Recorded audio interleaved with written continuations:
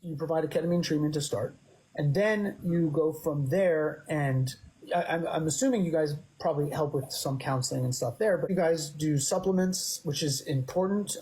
Instead of me talking and telling you what you do, you can tell me a little bit of how you do it. It's definitely not just IV ketamine. Okay, that IV ketamine is a part of what we do, but the main medicine that is detoxing these people and helping them with chronic pain and everything else and the brain issues, and the nervous system is BRNAD plus. Okay. That's the main medicine. Now, normally BRNAD plus, when you are doing it IV, it can sometimes, not be so comfortable. Okay. Oh, interesting. That's why we add the ketamine. One of the reasons for comfort. Okay. One of the reasons that we add the ketamine is because it makes it so much more tolerable. And we are putting, most places will give you about 250 or 500 milligrams of NAD. We're using a higher grade formula of it, and we're giving them 1,500 milligrams. And what does the NAD plus stand for? I've heard of that drug. Andronimide dinucleotide. Okay, wow. It's a mouthful. Yeah.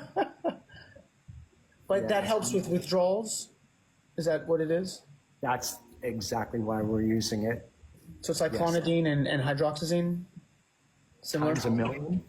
Really? Yeah, you can't. Clonidine does something completely different anyway, but for opiate people, clonidine is great for detox. You are correct. But I have never seen anything like what IV BRNAD plus does to people that are detoxing. If you haven't seen, a lot of videos on our page, we've taken people off 190 milligrams of methadone in 2 weeks. The ketamine, there's 2 reasons why we're using it, okay? There's to make it more tolerable for the patients with the NAD, also calms them down, also, it's different for the detox process. Second, it's working on the main reasons why we're here in the first place. Usually depression, anxiety, PTSD, adverse childhood experiences, and ketamine is also working on cravings. So these are all reasons why people relapse when they leave a rehab. We are not seeing the same thing at all. The doc had to remind me the other day because I couldn't remember anybody who relapsed that came to us. And he was like, no. He's like, yeah, somebody did in January and didn't even know about it. But that's how rare it almost is. It's almost like we have the exact opposite numbers of what traditional rehabs are doing. And why is because of the way that we are leaving them. The post-acute withdrawal, if you take a look at some of our videos, and you skip to the last day, most of the people are reporting 0 cravings. Right. Sometimes we get a 1, sometimes, but 0. Most of the people are leaving with hardly no cravings. That doesn't happen.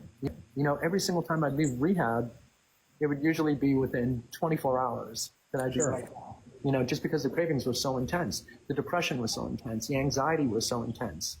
The ketamine is working on all of those. So you just do 2 weeks? I mean, roughly 2 weeks or so, and does that mean like if you want to just do the detox process, we're promising 2 weeks. It could either be 2 weeks or a little bit more, a little bit less. It really depends on the substance that you're taking and how long you've been taking it. That's amazing. That is unbelievable. The ketamine that you give is intravenous, right? It's not like I did try one of these online, for depression, and they give you like very, very little amounts, and it's not very potent. The way you're doing it actually makes sense. One thing with IV ketamine, and we see this a lot, not every doctor is dosing correctly, or they're trying to get as much bang for their buck as they possibly can with the patients. What the protocol is, 6 in 2 to 3 weeks.